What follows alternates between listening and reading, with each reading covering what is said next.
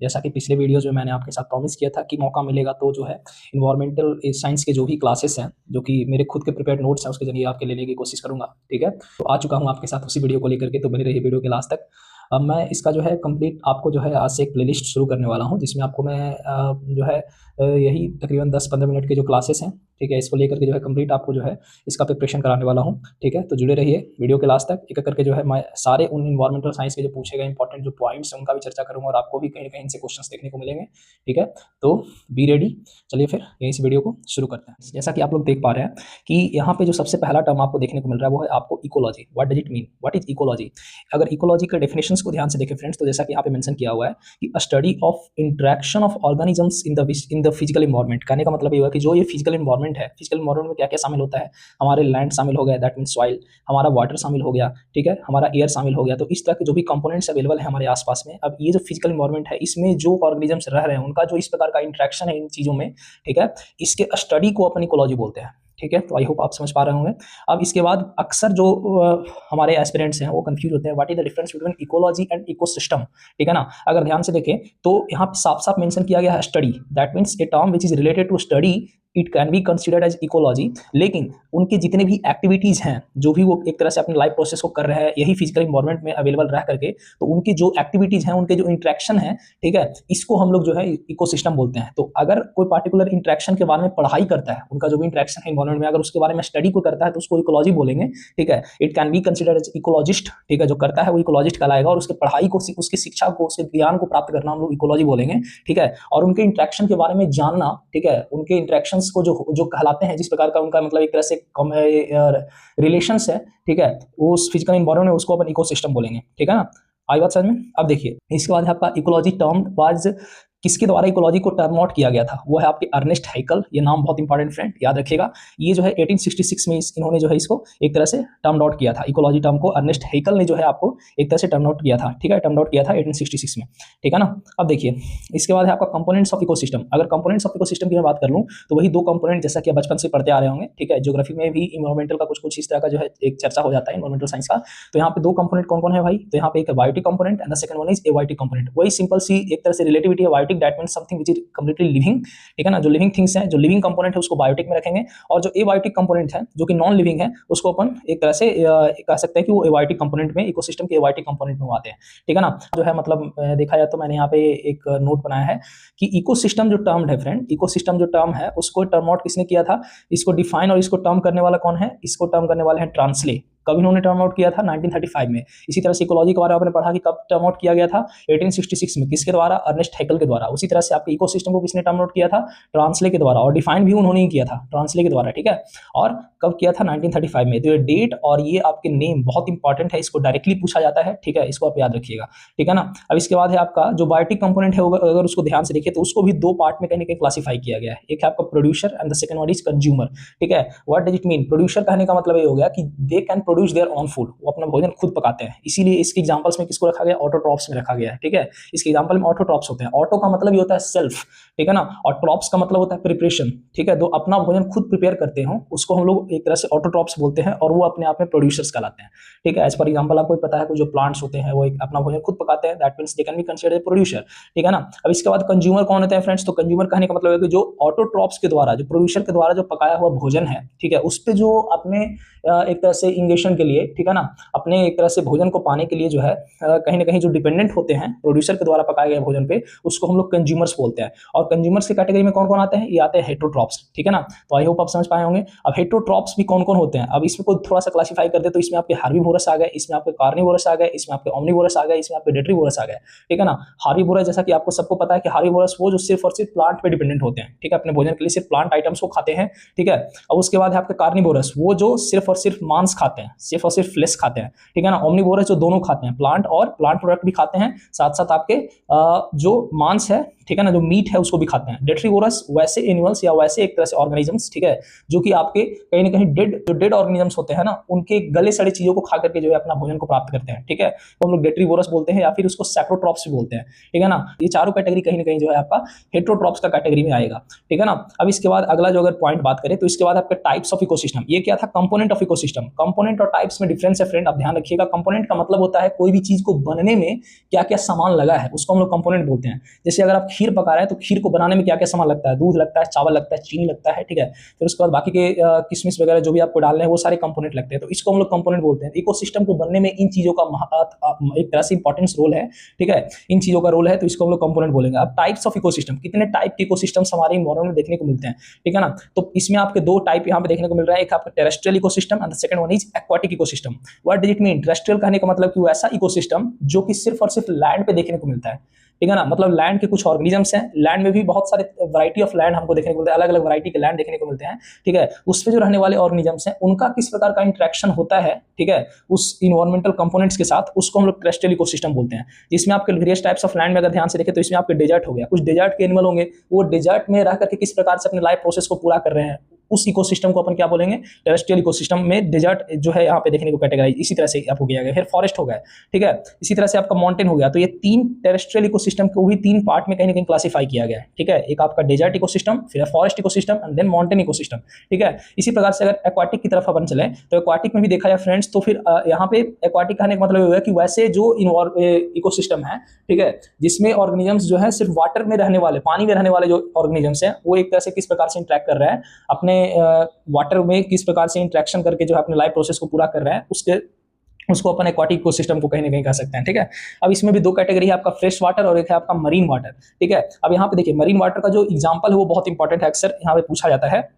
जो सीरल्स या जो कोरल्स हैं, ठीक है, ये आपको कहीं ना कहीं मरीन इकोसिस्टम का जो है एक एग्जांपल है, ठीक है। तो आपको ऐसे ऑप्शन दे देगा और कि सीरल्स और जो कोरल्स हैं वो कौन सा इकोसिस्टम का एग्जांपल है, जिसमें ऑप्शंस आपको देखने को मिल जाएंगे, फ्रेश वाटर, मरीन वाटर, ठीक है ना, प्लेन वाटर, लाइक दैट, ठीक है। तो इस तरह से जो है आपको उसको मरीन वाटर टिक करना होगा कि मरीन वाटर का जो है ये अपने आप में एक तरह से एग्जाम्पल है, ठीक है। अब इसके बाद आपका food chain, very important topic, ठीक है ना। फूड चेन क्या है, अगर देखा जाए हर एक ऑर्गेनिज्म जो है हर अगले ऑर्गेनिज्म को खा करके जो है कहीं ना कहीं हर पिछला ऑर्गेनिज्म हर अगले ऑर्गेनिज्म को खा करके अपने एक तरह से लाइफ साइकिल पूरा करता है, ठीक है ना। तो आपको कहीं ना कहीं जो है अपना भोजन जो है अगले ऑर्गेनिज्म से प्राप्त करता है, तो उसको इस चेन को अपन फूड चेन बोलते हैं, ठीक है ना। अब इसमें ध्यान से देखिए, फूड चेन को अगर ध्यान से देखें तो इसमें आपके दो तरह के कैटेगरी आपको देखने को मिलेंगे, एक है आपका ग्रेजिंग, ठीक है ना, जो चरने वाले होते हैं, और एक है आपका डेट्रियोस, ठीक है, डेट्रियस, ठीक है ना।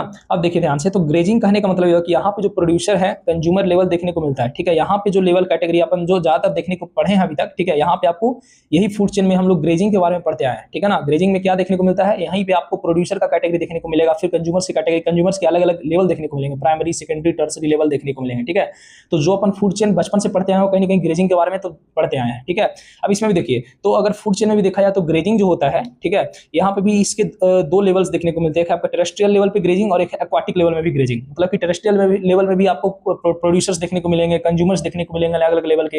एक्वाटिक में भी आपको एक तरह से देखा है तो आपको प्रोड्यूसर्स कंज्यूमर्स देखने को मिलेंगे, ठीक है। तो आप ध्यान से देखिएगा यहाँ पे मैंने क्या बताया, फूड चेन क्या होता है, ओवरऑल आइडिया मैंने दे दिया, ठीक है। और इससे रिलेटेड अगर कोई डेफिनेशन देके आपको पूछता है तो आपके अंदर उतना सेंस ऑफ ह्यूमर तो है इजिली कि आप फूड चेन को आप टिक कर पाएगा, ठीक है ना। एक डेफिनेशन देकर कि हाँ ये क्या होता है तो फूड चेन मार सकते हैं। उसके बाद का जो मैटर है वो बहुत इंपॉर्टेंट है, ठीक है, और वो बहुत एक तरह से कह सकते हैं डिफरेंट है, that is food chain classified into two parts, एक हो गया ग्रेजिंग, एक है आपका डेट्रियस, ठीक है ना। ग्रेजिंग में भी एक है आपका टेरेस्ट्रियल, एक है एक्वाटिक, ठीक है ना। अब इसको पहचानिए कैसे, तो ग्रेजिंग को आप कैटेगराइज कब कीजिएगा, जब उसमें आपको प्रोड्यूसर्स कंज्यूमर लेवल देखने को मिलते हैं तो आप उसको ग्रेजिंग वाले कैटेगरी में रखेंगे, ठीक है। अब देखिए एक्वाटिक की अगर बात करूं तो टेरेस्ट्रियल फूड चेन के बारे में हम लोग अक्सर देखने को आते हैं, हर जगह पे कहीं ना कहीं देखने को मिल जाता है, ठीक है। जैसे क्या है, ग्रास है, ग्रास को ग्रास ओपर ने खाया, ठीक है ना, उसके बाद उसको फ्रॉग ने खाया, उसको स्नेक ने खाया, तो इस तरह से जो लेवल है आपको अक्सर कहीं ना कहीं देखने को मिल जाता है। तो ये टेरेस्ट्रियल वाला तो आपको अच्छे से पता है। बात आती है सर एक्वाटिक की, क्या मतलब एक्वाटिक में क्या एक तरह से फूड चेन देखने को मिलता है जो कि ग्रेजिंग कैटेगरी में है, प्रोड्यूसर और कंज्यूमर के लेवल पे। तो सबसे पहले यहाँ पे देखिए क्या लिखा हुआ है, फाइटोप्लैंक्टन्स, ठीक है ना। फाइटोप्लैंक्टन्स कहने का मतलब है कि जो समुद्र के अंदर जो छोटे छोटे जो एक तरह से प्रोड्यूसर्स होते हैं, छोटे छोटे प्लांट होते हैं, वो भी अपने आप में फाइटोप्लैंक्टन्स की कैटेगरी में आते हैं। फाइटो का मतलब होता है सनलाइट से वो जो है अपना भोजन पकाते हैं, ठीक है।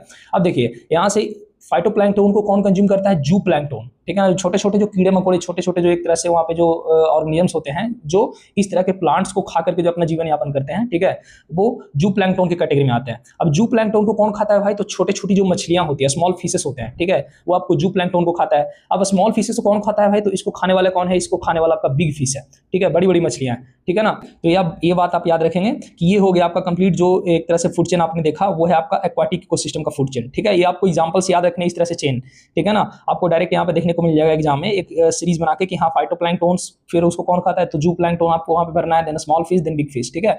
अब इसके बाद देखा जाए तो डेट्रियोस क्या होते हैं, ठीक है। यहाँ पे क्या लिखा हुआ है कि यहाँ पे कोई भी जो सब्सटेंस है वो डायरेक्टली डिकम्पोज हो जाता है, ठीक है, मिट्टी में डायरेक्टली वो डिकम्पोज होकर मर जाता है। जैसे मान के चलिए कि बड़ा सा जो कोई जानवर है, एक हिपोपोटामस है, वो डेड कर गया, तो उस पर बहुत सारे पिल्लू लगेंगे, मतलब छोटे छोटे जो कीड़े हैं वो लगेंगे, ठीक है। ये सब मिलकर इसको डिकम्पोज कर देंगे, मिट्टी में फिर से मिला देंगे, ठीक है। तो ये जो है एक तरह से अपने आप में डेट्रियोस के कैटेगरी में आता है। इसको कोई इस तरह से लंबा चेन बना के खाने वाला नहीं है, ठीक है। वो डायरेक्टली मिट्टी में एक तरह से सड़ गल गया, कुछ बैक्टीरिया कुछ पिल्लू वगैरह इस पे आके इसको खा गए, ठीक है। तो ये जो चीज यहाँ पे देखने को मिला, ये आपको डेट्रियोस के कैटेगरी में आता है। डिकम्पोज बाय डेट्रीवोरस के थ्रू, ये जो खा रहे थे ना छोटे छोटे कीड़े, वो डेट्रीवोरस हैं, ठीक है, और डिकम्पोजर्स है जिन्होंने इसको डिकम्पोज कर दिया, ठीक है। तो यहाँ पे आपने क्या देखा कि फूड चेन के दो कैटेगरी थे, एक था ग्रेजिंग, एक है डेट्रीवोरस, ठीक है। ग्रेजिंग में भी एक टेरेस्ट्रियल, एक एक्वाटिक। एक्वाटिक का एग्जांपल हमने इसलिए लिया क्योंकि यहाँ पे फाइटोप्लैंक्टन, जूप्लैंक्टन के बारे में आपको बताना था, ठीक है। फाइटोप्लैंक्टन वो होते हैं जो अपने आप में प्रोड्यूसर की कैटेगरी में आते हैं, जो सनलाइट को लेकर के, जैसे मान के चलिए जो आपने पानी के ऊपर जो आपने जो लाइकन देखा होगा, हरा हरा जो सब्सटेंस देखा होगा पानी के ऊपर, वो भी अपने आप में फाइटोप्लैंक्टन्स हैं, ठीक है ना। उसको खाने वाले छोटे छोटे जो एक तरह से लिविंग और छोटे छोटे जो ऑर्गेनिजम्स, वो आपको जूप्लैंक्टन की कैटेगरी में आएंगे। अब उसको खाने वाले छोटी छोटी जो मछलियां होती है, ठीक है, वो आपको छोटी छोटी मछलियां आ जाएगी। अब उसको खाने वाला कौन, बड़ी बड़ी मछलियां, जैसे में शार्क हो गया। तो ये जो चीज है आपको कहीं ना कहीं बिग फिशेस से कैटेगरी में आएगी। अब यहाँ पे देखिए, ये जो डेट्रीवोरस है ना, ये डेट्रीवोरस जो फूड चेन है, एक तरह से देखा जाए डेट्रियोस जो कैटेगरी आ रहा था, इसका एक कंप्लीट एक फूड चेन का भी एक लेवल होता है, इसको भी जानना अपन जरूरी है, जैसे एक्वाटिक का अपन जाने, ठीक है। अब देखिए, तो इसको बोलते हैं अपन डीएफसी। डीएफसी का मतलब क्या होता है, डेट्रीवोरस या डेट्रियस फूड चेन, ठीक है ना। अब देखिए यहाँ पे ये 5 कहीं ना कहीं देखा है तो 5 लेवल में जो इसका फूड चेन है वो पूरा होता है। डेट्रियोस जो एक तरह से डायरेक्टली जो डिकम्पोज करते हैं तो वो 5 लेवल में करते हैं, ठीक है। कौन कौन से हैं 5 लेवल भाई, तो देखिए इसके 5 इंपॉर्टेंट जो स्टेप्स हैं, अगर इसको ध्यान से देखें अपन, तो सबसे पहला आपका फ्रेगमेंटेशन, देन है आपका लीचिंग, देन है आपका कैटाबोलिज्म, ठीक है। इसके बाद क्या है भाई, इसके बाद है आपका ह्यूमिफिकेशन, देन है आपका मिनरलाइजेशन, ठीक है। तो ये जो 5 लेवल हैं, ये कहीं ना कहीं देखने को मिलते हैं आपके डेट्रीवोरस फूड चेन में, ठीक है फ्रेंड्स। अब देखिएगा करके अगर सारे प्रोसेस को अपन समझें, तो सबसे पहले आपका फ्रेगमेंटेशन क्या होता है। फ्रेगमेंटेशन कहने का मतलब ये हो गया ना कि उसको तोड़ना। फ्रैगमेंट का मतलब ये होता है उसको छोटे छोटे पार्ट्स में तोड़ना, ठीक है। ये देखिए यहाँ पे साफ मेंशन किया कि फ्रैगमेंटेशन कैसा प्रोसेस है, एक फिजिकल प्रोसेस है, ठीक है ना। फिजिकली जैसे कि अपन समझिए कि पत्थर को तोड़ते हैं, तो फिजिकली हथौड़ा लेके जिस तरह से मारते हैं, तो वो आपका एक तरह से कह सकते हैं उसको फ्रैगमेंट किया है, उसको तोड़ा जा रहा है। तो जब कोई पर्टिकुलर बड़ा सा जीव, मान के चलिए वो जो हिपोपोटामस मरा था, वो एक बड़ा सा जीव है, ठीक है। तो वो जो एक तरह से डायरेक्टली तो टूट नहीं जाएगा, उसमें छोटे छोटे जो कीड़े लगेंगे, वो उसको क्या करेंगे, उसको तोड़ेंगे, फिजिकली जो है उसको खाएंगे, ठीक है, उसको छोटे छोटे पार्ट्स में उसको तोड़ देंगे, ठीक है ना। तो वो आपका जो है कहीं ना कहीं फिजिकल प्रोसेस। इस तरह से यहाँ पे देखिए क्या लिखा हुआ है, फ्रैगमेंटेशन किसके द्वारा होता है, बड़े ऑर्गेनिजम्स को अर्थवॉर्म के द्वारा या फिर पिल्लू के द्वारा, ठीक है, जैसा कि मैंने बताया। हालांकि ये जो वर्ड है बहुत ज्यादा मतलब एक तरह से कह सकते हैं लोकल है, ठीक है, बट आपको याद रखना है, तो आपको डायरेक्ट रियलिटी से उसको रूबरू कराने के लिए जो है मैंने इन वर्ड्स का इस्तेमाल किया है, ठीक है। तो फ्रैगमेंटेशन जो है एक फिजिकल प्रोसेस है। सबसे पहला प्रोसेस क्या होता है, फ्रैगमेंटेशन। इसमें देखिए क्या लिखा हुआ है, जो माक्रोमोलिक्यूल्स है वो कन्वर्ट होता है माइक्रोमोलिक्यूल्स में, जो उसके बॉडी पार्ट्स में छोटे छोटे जो बड़े बड़े एक तरह से अंग थे ना, वो टूट टूट करके जो है छोटे छोटे मॉलिक्यूल्स में कहीं ना कहीं कन्वर्ट हो गए, ठीक है। इस तरह से छोटे छोटे छोटे छोटे छोटे छोटे छोटे छोटे मॉलिक्यूल्स में कहीं ना कहीं कन्वर्ट हो गए, ठीक है। किनके द्वारा, वही डेट्रोवोर्स के द्वारा। डेट्रोवोर्स कौन कौन है, या तो अर्थवॉर्म है या पिल्लू, इस तरह के जो भी हैं कहीं ना कहीं वो देखने को मिलते हैं, ठीक है, ओके। अब इसके बाद सेकंड प्रोसेस होता है आपका लीचिंग। लीचिंग का मतलब क्या होता है फ्रेंड्स, लीचिंग का मतलब ये होता है कि किसी चीज को अवशोषित किया जा रहा है, एब्जॉर्ब किया जा रहा है, ठीक है। किसी चीज को जो है किसी चीज को एब्जॉर्ब किया जा रहा है। लीचिंग का मतलब क्या होता है फ्रेंड्स, किसी चीज को एब्जॉर्ब करना, मतलब कि क्या हो गया, जो सॉल्युबल इनऑर्गेनिक कंपाउंड है, जो भी सॉल्युबल इनऑर्गेनिक कंपाउंड उसमें कहीं ना कहीं मौजूद होंगे, जिसमें नाइट्रोजन के कुछ कंपोनेंट होंगे उसके बॉडी में, इसमें आपके एक तरह से फास्फोरस आ सकता है। तो इस तरह से जो भी सॉल्युबल इनऑर्गेनिक कंपाउंड है वो क्या हो जाएगा, leached out directly into the soil, वो सॉइल में कहीं ना कहीं एब्जॉर्ब हो जाएगा। ये डायरेक्टली एब्जॉर्ब नहीं होता जब तक कि उसको फ्रैगमेंट नहीं करते ये अर्थवॉर्म और पिल्लू, ठीक है, तब तक वो लीच आउट नहीं होता। तो फ्रैगमेंटेशन हो जाने के बाद क्या होगा, धीरे धीरे धीरे धीरे जो है उसके जो इनऑर्गेनिक कंपाउंड उसके शरीर में मौजूद होगा, जिसमें सल्फर होगा, जिसमें फास्फोरस होगा, जिसमें आपका नाइट्रोजन होगा, ये सारे क्या होंगे, वो लीच आउट होने शुरू हो जाएंगे, मतलब एब्जॉर्ब होने शुरू हो जाएंगे सॉइल में। इसके बाद आपका अगला प्रोसेस क्या होगा, इसके बाद अगला प्रोसेस आपका शुरू होगा catabolism. What does it mean, catabolism का मतलब क्या होता है, हम लोग अक्सर सुनने को मिलता है कैटाबोलिज्म, एनाबोलिज्म, ठीक है, ये अपने आप में एक बायोलॉजिकल टर्म है, ठीक है। तो कैटाबोलिज्म का मतलब क्या होता है फ्रेंड, कैटाबोलिज्म कहने का मतलब ये हो गया कि जो अभी फ्रैगमेंटेशन हुआ था वो कहीं ना कहीं इस तरह के अर्थवॉर्म या पिल्लू के द्वारा हुआ था। अब यही जो है जब ये माइक्रोमोलिक्यूल में कन्वर्ट हो गया, ठीक है, तो अर्थवॉर्म जो जिस लेवल पे तोड़ना था उसको तोड़ चुका है। अब उस पे काम कौन करेगा, आपको बैक्टीरिया या फंगी करेगा, ठीक है ना। तो कैटाबोलिज्म क्या होता है, वो क्या था, फिजिकल प्रोसेस था। वो क्या था, फ्रैगमेंटेशन फिजिकल प्रोसेस था। ये अपने आप में सबसे पहले केमिकल प्रोसेस है, और ये थर्ड लेवल है फ्रैगमेंटेशन, लीचिंग, उसके बाद कैटाबोलिज्म देखने को मिलता है, और ये अपने आप में केमिकल प्रोसेस है, ठीक है ना, ओके। अब यहाँ पे ध्यान से देखिए, कैटाबोलिज्म क्या है, अपने आप में एक कॉम्प्लेक्स मॉलिक्यूल है, जो भी कॉम्प्लेक्स मॉलिक्यूल्स उसमें देखने को मिलेंगे, ठीक है, उसके बॉडी पार्ट्स में जो भी कॉम्प्लेक्स मॉलिक्यूल देखने को मिलेंगे जो कि सॉल्युबल नहीं हो पाए थे लीचिंग के द्वारा, ठीक है, वो फर्दर ब्रेक डाउन किए जाएंगे सिमिलर जो सिंपलर मॉलिक्यूल्स हैं, ठीक है, जो छोटे छोटे और भी जो छोटे छोटे मॉलिक्यूल्स हैं उसमें, ठीक है ना। It is differ from fragmentation. देखिए यहाँ पे साफ साफ मैंने लिखा है कि ये जो चीज है ना ये फ्रेगमेंटेशन से अलग है, इसको फ्रेगमेंटेशन की तरह ना समझे। फ्रेगमेंटेशन की तरह है लेकिन फ्रेगमेंटेशन से अलग कैसे है, तो वो फिजिकल प्रोसेस था, ये केमिकल प्रोसेस है, ठीक है ना। उसमें मैक्रो मॉलिक्यूल्स जो है माइक्रो मॉलिक्यूल्स में कन्वर्ट हो रहे थे। इसमें क्या है, जो कॉम्प्लेक्स मॉलिक्यूल्स हैं जो कि सॉल्युबल नहीं हो पाए थे लीचिंग के द्वारा, वो कहीं ना कहीं जो है सिंपलर मॉलिक्यूल्स में कन्वर्ट हो रहे हैं, ठीक है। कैसे डिफरेंट है from fragmentation here there complexity of chain converted into simple. जो चेन है आपका, जो कॉम्प्लेक्स चेन है वो सिंपलर चेन में कहीं ना कहीं कन्वर्ट हो जाने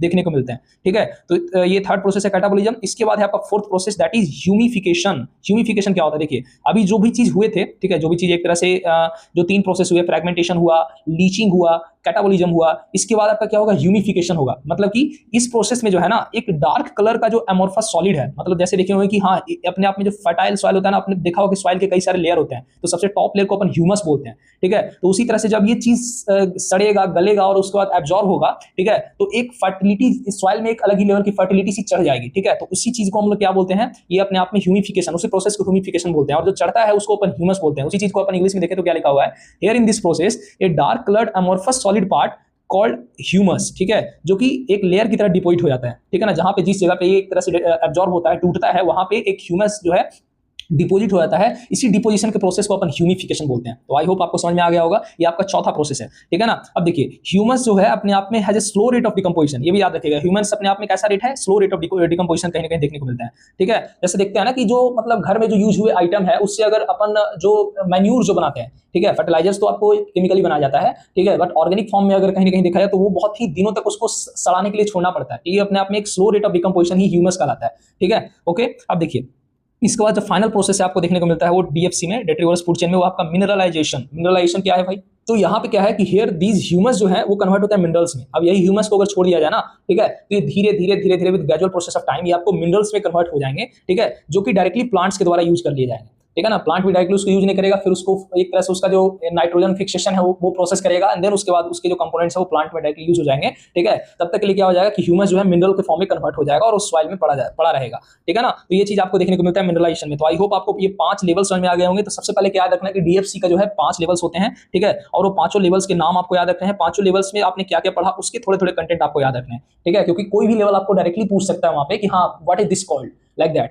ठीक है ना। ये केमिकल प्रोसेस है कि फिजिकल प्रोसेस है, तो ये सारी जो चीजें हैं आपको कहीं ना कहीं दिमाग में फिट करना होगा फ्रेंड्स, ठीक है। अब यहाँ पे देखिए क्या कर रहा है, हेंस ये 5 प्रोसेस के बाद जो है आपका डीएफसी जो है डेट्रीवरस फूड चेन वो gate completed by the above 5 steps, ठीक है। अब देखिए यहाँ पे जो डिकम्पोजिशन का रेट है, ठीक है ना, कहाँ पे फास्टेस्ट और कहाँ पे स्लोएस्ट होता है ये भी अक्सर पूछता है एग्जाम में, और यहाँ पे भी अक्सर जो है हम लोग बहुत ज्यादा कंफ्यूज हो जाते हैं, ठीक है। तो डिकम्पोजिशन का जो सबसे ज्यादा रेट होता है फास्ट, वो कहाँ देखने को मिलता है, हाई टेम्परेचर समर में देखने को मिलता है, ठीक है ना। समर सीजन में डिकम्पोजिशन जो है करना आसान हो जाता है, ठीक है, आपको भी पता होगा, ठीक है ना। चीजें जल्दी सड़ती है गर्मियों के दिन में, ठीक है। और सबसे स्लो कब होता है फ्रेंड्स, स्लोएस्ट कब होता है, वो आपको at low temperature winter season में देखने को मिलता है, आपको भी पता होगा। जैसे हम लोग को कोई भी चीज को सड़ने से, फंगल अटैक से बचाना होता है तो अपन क्या करते हैं, फ्रीज में ले आके डाल देते हैं, ठीक है। क्यों डालते हैं, क्योंकि वहां पे जो है डिकम्पोजिशन का रेट काफी स्लो है, ठीक है ना। तो स्लोएस्ट डिकम्पोजिशन कहां देखने को मिलता है, आपको लो टेम्परेचर पे देखने को मिलता है। आई होप आपको समझ में आ गया होगा। और ये दोनों पॉइंट बहुत इंपॉर्टेंट है, अक्सर पूछे जाते हैं, तो जस्ट बी रिमेंबर्ड, ठीक है ना। अब इसके बाद है आपका डिकम्पोजिशन जो रेट है, ठीक है, ये एक तरह से देखा जाए तो और जो कुछ कंपोनेंट्स हैं, कुछ ऑर्गेनिज्म जो कंपोनेंट पाए जाते हैं, ठीक है, उनमें कहां देखने को मिलेगा, तो decomposition rate will be high. कहां पे हाई देखने को मिलेंगे, अगर किसी सब्सटेंस में नाइट्रोजन का मात्रा काफी ज्यादा है, मतलब हाईली जो एक नाइट्रोजनस सब्सटेंस है ना, उसमें also remember that decomposition rate जो है यहाँ पे क्या मेंशन किया गया कि डिकम्पोजिशन जो रेट है विल बी लो। लो कहां पे होगा, कहां पे होगा भाई, तो डिकम्पोजिशन वैसे सब्सटेंस में लो होगा जहां पे जिस सब्सटेंस में लिग्निन का क्वांटिटी या फिर चिटिन जो होता है इसका, या फिर सेलुलोज, तो लिग्निन और चिटिन जो वर्ड है आपने कहीं ना कहीं पढ़ा होगा, ठीक है। कहां पे पढ़ा होगा, जो स्क्लेरेनकेमा जो होता है, टिश्यू जो स्क्लेरेनकेमा होता है, पैरेन्केमा, कोलेनकेमा, स्क्लेरेनकेमा जो होता है वो ज्यादातर लिग्निन और चिटिन के बने होते हैं, ठीक है। तो जो इस तरह का जो थिक वॉल वाले जो एक तरह से लेयर है, इसको डिकम्पोज करना थोड़ा मुश्किल हो जाता है, इसकी वजह से यहाँ पे डिकम्पोजिशन स्लो होता है। और सेलुलोज जो वर्ड है आपने कहां पे सुना था, जब सेल वॉल के बारे में पढ़ रहे थे, जब सीबीटी 1 में आप तैयारी कर रहे होंगे ना, तो प्लांट का सेल जो आउटर लेयर होता है वो सेल वॉल का बना होता है, सेल वॉल जो सेलुलोज का बना होता है, ठीक है। तो वहां पे आपने पढ़ा होगा कि ये जो चीजें हैं, तो याद रखिएगा कि नाइट्रोजन जिसमें ज्यादा है उसका डिकम्पोजिशन फास्ट होगा, जिसमें लिग्निन और चिटिन और सेलुलोज का जो बना हुआ कंपोनेंट है उसमें डिकम्पोजिशन स्लो होगा। ठीक है, तो आई होप आपको समझ में आ गया होगा। इसके बाद जो टर्म है वो है ecological pyramid, one of the very important topic. ठीक है, यहाँ से अक्सर क्वेश्चन देखने को मिलता है और कंफ्यूजिव क्वेश्चन देखने को मिलते हैं। ठीक है ना, इकोलॉजिकल पिरामिड को जो है यहाँ पे देखा जाए तो इसको 3 टाइप से ड्रॉ किया जा सकता है। इकोलॉजिकल पिरामिड को आप अपने मतलब कहीं ना कहीं अपने 9th-10th के क्लासेस में पढ़ते हैं। इस तरह से एक पिरामिड बनाया जाता है, इसमें प्रोड्यूसर का, कंज्यूमर्स के, प्राइमरी, टर्सरी एंड सेकेंडरी जो भी हैं, इस तरह के कंज्यूमर्स के एक लेवल होते हैं। इस तरह का पिरामिड कहीं ना कहीं बनाया जाता है। ठीक है, तो उसी तरह के अगर देखा जाए तो इकोलॉजिकल जो पिरामिड है वो यहाँ पे 3 कैटेगरी में 3 तरह से बनाए जा सकते हैं। एक आपका पिरामिड ऑफ नंबर, एक है आपका पिरामिड ऑफ बायोमास, एक है आपका पिरामिड ऑफ एनर्जी। ये तीनों अलग अलग तरह से बनते हैं, तीनों अलग अलग तरह के बनते हैं। क्यों? क्योंकि नंबर, बायोमास और एनर्जी आपस में तीनों डिफरेंट टर्म्स हैं। ठीक है ना, अब इसको अपन पहले समझते हैं कि क्या होता है। तो 3 तरह के जो पिरामिड, सबसे पहले तो आप नंबर समझ पा रहे हैं। ठीक है ना, नंबर्स को आप समझ रहे हैं कि क्वांटिटी के बेसिस पे जो भी है, ठीक है, कि एनिमल्स की क्वांटिटी कितना है, प्लांट्स की क्वांटिटी कितना है, इसके बिहाफ पे जो पिरामिड बनता है, ठीक है, वो आपको पिरामिड ऑफ नंबर कहलाता है। फिर पिरामिड ऑफ बायोमास, बायोमास कहने का मतलब हो गया ना कि सड़ने गलने के बाद उसमें जो एक तरह से कितना ज्यादा उसका एक तरह से बायोमोलिक्यूल्स आपस में एक्युमुलेट होकर के उसके बायोमास को क्रिएट कर रहे हैं। ठीक है, ये हो गया आपके बायोमास के बिहाफ पे। ठीक है ना, इसके बाद जो है आपका एनर्जी, एनर्जी जो है मतलब कि कौन से ऑर्गेनिजम्स को मतलब एक तरह से देखा जाए रिप्रेजेंट एनर्जी के बेसिस किया जा रहा है कि कौन से ऑर्गेनिज्म को कहां रखें कि उस जिसमें सबसे ज्यादा एनर्जी है, ठीक है, उसको कहां दिखाएंगे, जिसमें उससे कम है उसको कहां दिखाएंगे। ठीक है, तो एनर्जी के बिहाफ पे जो आपको पिरामिड कहीं ना कहीं तैयार किया जाता है। ठीक है ना, आई होप आपको समझ में आया होगा। अब देखिए बायोमास, जैसे कि आप सिंपली समझ सकते हैं कि जो सॉलिड होते हैं, ठीक है, उनमें पार्टिकल्स जो है बहुत ज्यादा एक तरह से डेंस होते हैं। ठीक है, तो उसमें बायोमास का क्वांटिटी काफी ज्यादा है। ठीक है ना, तो वहां पे बायोमास जो कह सकते हैं कि बायोमास उनके जो मॉलिक्यूल्स है ना, मॉलिक्यूल्स हैं उनको रिप्रेजेंट करता है। ठीक है, उनकी जो एक्यूमुलेशन है, उनका जो डेंसिटी है उसको रिप्रेजेंट करता है। ठीक है, आई बात समझ में, जो बायोमोलिक्यूल्स है उसका ही जो एक तरह से एक्यूमुलेशन है, उसका जो डेंसिटी है उसको बायोमास की तरह यहाँ पे रिप्रेजेंट किया जा रहा है। ठीक है, अब यहाँ पे देखिए सबसे पहले क्या लिखा हुआ कि जनरली जो ये तीनों तरह के पिरामिड है ना, वो कहीं ना कहीं जो है डिक्रीजिंग ऑर्डर में क्रिएट होते हैं, फ्रॉम बॉटम टू टॉप। कहने का मतलब ये हो गया कि अगर आप ध्यान से देखें तो ये जो पिरामिड इस तरह से बन रहा है ना, ये डिक्रीजिंग ऑर्डर में बन रहा है। कहने का मतलब सबसे बॉटम पे सबसे ज्यादा वाला नीचे रहेगा, उससे कम जो रहेगा ऊपर रहेगा, उसके ऊपर, फिर उससे कम उसके ऊपर, फिर उससे कम उसके ऊपर देखने को मिलेंगे। ठीक है, तो ये जो है अपने आप में डिक्रीजिंग ऑर्डर में देखने को मिलेंगे, फ्रॉम बॉटम टू टॉप। ठीक है, नॉर्मली, लेकिन कुछ कुछ एक्सेप्शंस हैं और एक्सेप्शंस ही पूछे जाते हैं, उसको याद रखना है। एक्सेप्शन के तौर पे क्या बताया गया, जो पिरामिड ऑफ बायोमास है वो एक्वाटिक इकोसिस्टम में जो है इन्वर्टेड देखने को मिलता है। और बहुत इंपॉर्टेंट पॉइंट है ये, एक्वाटिक इकोसिस्टम में कहीं ना कहीं जो है आपको ये इन्वर्टेड देखने को मिलेगा। ठीक है, तो सिंपली आपको ये याद रखना है कि एक्सेप्शंस के तौर पे एक्वाटिक इकोसिस्टम में जो है आपको इन्वर्टेड पिरामिड देखने को मिलता है। किसका? पिरामिड ऑफ बायोमास का। ठीक है, ये बात आपको डायरेक्टली याद रखना है कि एक्वाटिक इकोसिस्टम में पिरामिड ऑफ बायोमास कैसा होता है, इन्वर्टेड होता है। ठीक है, since pyramid of number and pyramid of energy जो है एक्वाटिक इकोसिस्टम क्या होता है, नॉर्मली होता है, मतलब कि वही आपको जो डिक्रीजिंग ऑर्डर मैंने बताया था उसी में देखने को मिलेंगे। ठीक है ना, लेकिन ये जो चीज है आपको पिरामिड ऑफ बायोमास जो है कहीं ना कहीं वो इन्वर्टेड देखने को मिलेगा। ठीक है, आई बात समझ में। जैसे एग्जांपल के तौर पे हमने समझाया भी है कि दोनों में क्या रिलेशन है, पिरामिड ऑफ नंबर और पिरामिड ऑफ एनर्जी जो है किस प्रकार से पिरामिड ऑफ बायोमास जो है वो इन्वर्टेड होता है, उसको हमने जो है एक ही एग्जांपल के थ्रू आपको यहाँ पे समझा दिया है। ठीक है, जैसा कि आप देख पा रहे हैं कि जो फाइटोप्लैंक्टन है उनका संख्या सबसे ज्यादा होता है, छोटे छोटे जो प्लांट्स होते हैं उनका संख्या सबसे ज्यादा होता है, उनसे थोड़ा सा कम और उस पर डिपेंडेंट कौन होते हैं, जू प्लैंक्टन होते हैं। ठीक है, उनसे थोड़ा सा कम जो है स्मॉल फिशेस का संख्या होता है और उनसे कम जो है आपको बिग फिशेस का संख्या कहीं देखने को मिलता है। तो पिरामिड ऑफ नंबर जो है पिरामिड ऑफ एनर्जी कुछ इसी प्रकार से देखने को मिलेगा। सबसे कम एनर्जी कहां देखने को मिलेंगे, बिग फिशेस में ही देखने को मिलेंगे। ठीक है, सबसे ज्यादा कहां पे, फाइटोप्लैंक्टन्स, फिर जू प्लैंक्टन्स, देन स्मॉल फिशेस। तो pyramid of number and pyramid of energy कुछ इस प्रकार से रिप्रेजेंट होते हैं कि वो आपको नॉर्मली जैसे देखने को मिलते हैं पिरामिड उसी तरह से। अब इसका इन्वर्टेड जो है देखिए बायोमास कैसे इन्वर्टेड बनता है। सबसे ज्यादा जो बायोमास आपको देखने को मिलेंगे छोटे छोटे पार्टिकल्स देखने को मिलेंगे एक्यूमुलेट होकर के, तो बिग फिशेस में देखने को मिलेंगे।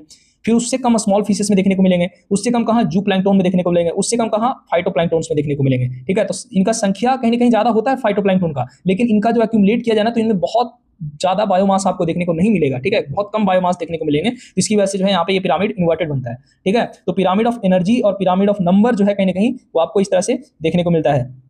ठीक है, ये जो है आपको देखने को मिलता है। तो देखिए सबसे ज्यादा फाइटोप्लैंक्टन के पास एनर्जी होगा, फिर 10% लेस हुआ जू प्लैंक्टन को मिला, फिर 10% लेस हुआ स्मॉल फिश को मिला, फिर 10% लेस होकर के बिग फिश को मिला। तो ये जो है आपको पिरामिड ऑफ एनर्जी का ये सीन आपको देखने को मिलता है। ठीक है, तो पिरामिड ऑफ एनर्जी और पिरामिड ऑफ नंबर जो है कहीं ना कहीं आपको इस फॉर्म में देखने को मिलेंगे और पिरामिड ऑफ बायोमास जो है आपको ये इन्वर्टेड फॉर्म में देखने को मिलेंगे। तो आई होप आपको समझ में आ गया होगा। ठीक है, हाँ तो फ्रेंड्स इसके बाद जो अगला टर्म है आपका वो है आपका बायो मैग्निफिकेशन या बायो एक्यूमुलेशन। ठीक है, हालांकि दोनों डिफरेंट है, लेकिन यहाँ पे अगर ध्यान से देखें तो क्या लिखा हुआ है, बायो मैग्निफिकेशन क्या होता है, it is a transfer of toxic substance from one trophic level to another trophic level. ये ट्रॉपिक लेवल क्या है भाई, तो हमने जो भी पिरामिड देखा था इसमें जो अलग अलग हमने इस तरह से लेवल देखे थे इसको हम लोग ट्रॉपिक लेवल बोलते हैं। ठीक है, अब यहाँ पे क्या कर रहा है कि बायो मैग्निफिकेशन जो है यहाँ पे बायो एक्यूमुलेशन जो यहाँ पे लिखा हुआ है, ठीक है, ये क्या है, तो टॉक्सिक सब्सटेंस का जो है ना ये एक ट्रॉपिक लेवल से दूसरे ट्रॉपिक लेवल में चले जाना, उसको हम लोग क्या बोलते हैं, बायो मैग्निफिकेशन बोलते हैं। ठीक है, दैट मीन्स कि ये जो सबसे, अगर मान के चलिए कि यहाँ पे जो टॉक्सिक सब्सटेंस होगा एक तरह से ऑटोट्रॉप्स में, ठीक है, यही एक्यूमुलेट होकर के कहाँ जाएंगे, आपको इसको जो खाने वाला होगा वो जो कंज्यूमर होगा, प्राइमरी कंज्यूमर, उसके पास जाएगा, फिर इसको जो खाएगा उसके पास चला जाएगा। तो ये जो एक्यूमुलेशन चल रहा है इस प्रकार से टॉक्सिक लेवल का, वो आपको कहीं ना कहीं देखा जाए तो टॉक्सिक सब्सटेंस का वो बायो मैग्निफिकेशन कहलाता है। ठीक है, तो ये बात आप याद रखेंगे। इसके बाद देखिए क्या लिखा हुआ है, just remember biomagnification will be increasing at higher trophic level. हाँ, बायो मैग्निफिकेशन जो है ना, वो आपको नीचे वाले ट्रॉपिक लेवल से जो है ऊपर वाले ट्रॉपिक लेवल में ज्यादा देखने को मिलेंगे। ठीक है, it also means that for short life organism bio accumulation will be lesser and that for long life organism it will be more. कहने का मतलब ये हो गया कि बायो मैग्निफिकेशन जो है अगर इसके लाइफ स्पैन की से अगर देखा जाए, कंपेयर किया जाए, तो जिसका कम लाइफ स्पैन होगा, जैसे मान के चलिए उसमें किसी पर्टिकुलर सब्सटेंस में जो है आपको टॉक्सिक सब्सटेंस है मौजूद है, किसी पर्टिकुलर ऑर्गेनिज्म में टॉक्सिक सब्सटेंस मौजूद है और उसका लाइफ स्पैन छोटा है, तो बायो मैग्निफिकेशन यहाँ पे देखा है तो क्या होगा, उसमें जो है कम ही आपको जो है बायो मैग्निफिकेशन देखने को मिलेंगे और इनका बायो एक्यूमुलेशन देखने को मिलेंगे, और किसी लंबे लाइफ स्पैन वाले ऑर्गेनिज्म में जो है आपको ज्यादा bio magnification, bio accumulation, toxic substance का जो एक्यूमुलेशन है वो ज्यादा देखने को मिलेगा।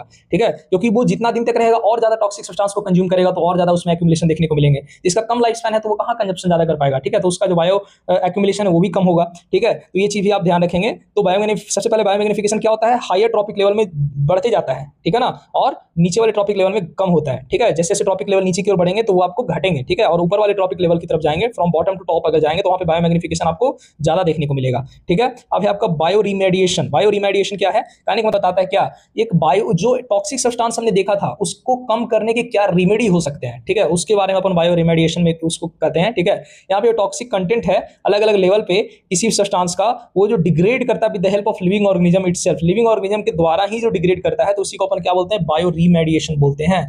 ठीक है ना, ये आप डायरेक्टली याद रखें कि बायो रिमेडिएशन क्या होता है, बायो एक्यूमुलेशन क्या होता है। ठीक है ना, अब इसके बाद है आपका productivity. What does it mean, productivity कहने का मतलब हो गया कि जो रेट ऑफ प्रोडक्शन है, ठीक है, बायोमास का और द ऑर्गेनिक मैटर, जो ऑर्गेनिक मैटर जो प्रोड्यूस हो रहे हैं हमारे इकोसिस्टम में, ठीक है, उसका प्रोडक्शन का जो रेट है उसी को अपन क्या बोलते हैं, आपको प्रोडक्टिविटी बोलते हैं। कितना प्रोडक्टिविटी है। ठीक है, नॉर्मली ये वर्ड अपन इस तरह से भी यूज करते हैं डेली लाइफ में। अब प्रोडक्टिविटी की अगर बात करें तो यहाँ पे देखिए दो तरह के प्रोडक्टिविटी कहीं ना कहीं डिसाइड किए गए हैं, एक आपका प्राइमरी प्रोडक्टिविटी, एक आपका सेकेंडरी प्रोडक्टिविटी। ठीक है, अब देखिए प्राइमरी प्रोडक्टिविटी क्या होता है कि किस रेट से जो है आपको प्लांट्स या फाइटोप्लैंक्टोन्स, अलगी वगैरह प्रोड्यूस हो रहे हैं, जिस रेट से, मतलब किस रेट से प्लांट कहीं ना कहीं हमारे इकोसिस्टम में ग्रो कर रहे हैं या प्रोड्यूस हो रहे हैं, वो आपको प्राइमरी प्रोडक्टिविटी कहलाता है। ठीक है ना, क्योंकि वो अपने आप में प्राइमरी ऑर्गेनिज्म है, यानी एक तरह से प्रोड्यूसर की कैटेगरी है। इसके बाद आपका production at the autotrophic level, इसी को अपन प्राइमरी प्रोडक्टिविटी कहते हैं। ठीक है, या प्रोड्यूसर का जो प्रोडक्शन होता है, प्रोडक्शन रेट होता है, इसी को अपन प्राइमरी प्रोडक्टिविटी कहते हैं।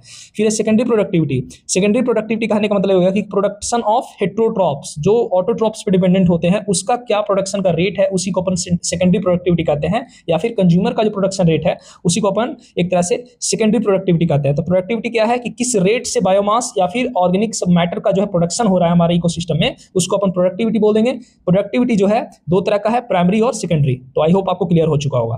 ठीक है ना, अब देखिए productivity can be further divided into two category. ठीक है ना, इसको दो कैटेगरी में कहीं ना कहीं और डिवाइड किया गया है। ठीक है, पहला आपका ग्रॉस प्राइमरी प्रोडक्टिविटी, देन है आपका नेट प्राइमरी प्रोडक्टिविटी। तो प्रोडक्टिविटी को आप दो तरह से कैसे कैसे डिवाइड करेंगे, एक प्रोडक्शन रेट का जो वैरायटी है उसके बिहाफ पे आप इसको प्राइमरी प्रोडक्टिविटी और सेकेंडरी प्रोडक्टिविटी में डिवाइड करेंगे। ठीक है ना, और सेकंड जो इसका डिवीजन है, कैटेगराइजेशन है, वो आप इसको इस तरह से डिवाइड करेंगे कि इनके मतलब ओवरऑल प्रोडक्शन जो है वो किस प्रकार से हुआ है। तो ओवरऑल किस प्रकार से हुआ है, तो उसके लिए अपन क्या करेंगे, ग्रॉस कितना बना है और नेट कितना बना है। ठीक है ना, वो जो डिवीजन है आपको यहाँ पे देखने को मिलेगा। तो प्रोडक्टिविटी को दो पार्ट में और डिवाइड किया गया है, किस बिहाफ पे, एक आपका ग्रॉस प्राइमरी प्रोडक्टिविटी और एक आपका net primary productivity. Gross primary productivity क्या है, जीपीपी, वो आपका क्या है, it is the total amount of organic matter. Total organic matter कितना एक ड्यूरेशन ऑफ टाइम ड्यूरेशन में कितना एक तरह से प्रोड्यूस हुआ ऑर्गेनिक मैटर। ठीक है ना, उसको अपन क्या बोलेंगे, ग्रॉस प्राइमरी प्रोडक्टिविटी बोलेंगे। ठीक है, ओके।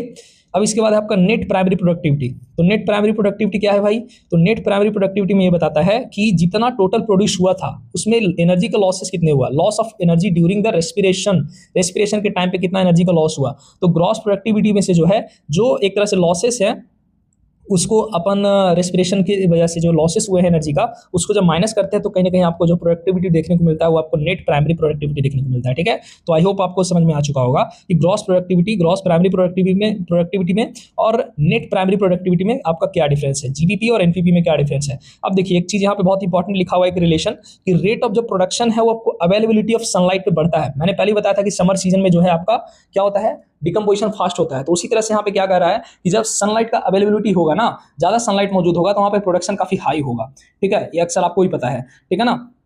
अब यहाँ पे क्या कर रहा है कि रेट ऑफ द प्रोडक्शन है वो आपको डिक्रीज करता है, मतलब एक तरह से समझिए कि इनवर्सली प्रोपोर्शनल है degree of latitude of earth के। कहने का मतलब ये हो गया कि जो अर्थ का जो लैटिट्यूड है, दैट मीन्स कि आप जैसे जैसे मतलब इक्वेटर पे हैं और जो पोल पे है, तो इक्वेटर वाले रीजन पे प्रोडक्टिविटी हाई होगा और पोलर रीजन पे प्रोडक्टिविटी लो होगा। तो जैसे जैसे आप जो लैटिट्यूडनल जो आपको एक तरह से एक्सटेंट देखने को मिलेंगे, ठीक है, लैटिट्यूड जो हो गया आपका क्या होता है, हॉरिजॉन्टल लाइंस को अपन लैटिट्यूड बोलते हैं। ठीक है, तो जैसे जैसे जो है डिग्री ऑफ लैटिट्यूड अर्थ का आपका बढ़ेगा तो प्रोडक्टिविटी आपका क्या होगा, घटेगा। ठीक है, तो आई होप आपको समझ में आ गया होगा। अब इसके बाद क्या है, following are the arrangement of forest on the basis of productivity. जो रेट ऑफ प्रोडक्शन है अगर उसके बेसिस पे अगर फॉरेस्ट जो अलग अलग टाइप के फॉरेस्ट होते हैं, ठीक है, उसको अगर अपन एक तरह से अरेंज करें तो सबसे पहले सबसे ज्यादा प्रोडक्शन आपको देखने को मिलेगा वो मैंग्रोव फॉरेस्ट में देखने को मिलेंगे। ठीक है ना। तो सबसे ज्यादा प्रोडक्शन कहाँ पे मिलता है, मैंग्रोव फॉरेस्ट में। मैंग्रोव फॉरेस्ट के बारे में आपको ही पता होगा। मैंग्रोव में क्या होता है ना कि वैसा जो फॉरेस्ट एरिया जिसमें कि प्लांट्स के जो जड़ है वो पानी में भी देखने को मिलेंगे और आपको ऊपर में देखने को मिलेगा। जैसे सुंदरबन डेल्टा में मैंग्रोव फॉरेस्ट देखने को मिलता है। ठीक है, इसके बाद उससे कम आपको देखने को मिलेगा एवरग्रीन फॉरेस्ट में, उससे कम आपको डिसिडियस फॉरेस्ट में, कांटेनुमा जो फॉरेस्ट होते हैं। ठीक है, ओके, जो ज्यादातर देखिए यहाँ पे लिखा हुआ भी है डिसिडियस फॉरेस्ट ज्यादातर इंडिया में पाया जाता है। ठीक है, उससे भी कम आपको ओशन में देखने को मिलेंगे। फिर उसके बाद जो है आपका डिजर्ट में सबसे कम प्रोडक्टिविटी देखने को मिलता है। ठीक है, तो यहाँ पे ओवरऑल देखा जाए तो ये है आपका प्रोडक्टिविटी का जो लेवल है, कहीं ना कहीं इस तरह से कैटेगराइज है। ठीक है, तो ये आपको जो कैटेगरी है ये भी आपको ध्यान रखना है। ठीक है, इसके बाद है आपका अगला टर्म इकोलॉजिकल निश। ये सारे टर्म्स बहुत इंपॉर्टेंट है और बहुत कंफ्यूजिंग है। ठीक है, तो इन चीजों का आपको आइडिया रखना बहुत जरूरी है। ठीक है, और फिलहाल जो है इन टर्म्स के बारे में आगे जो है अगली वीडियो पर चर्चा करेंगे इसी प्रकार से। ठीक है ना। तो वीडियो को यहाँ तक देखने के लिए आपका बहुत बहुत धन्यवाद। और इसी प्रकार के इंपॉर्टेंट कंटेंट्स को पाने के लिए जो है आप हमारे चैनल 10 to सक्सेस को सब्सक्राइब कर सकते हैं। ठीक है।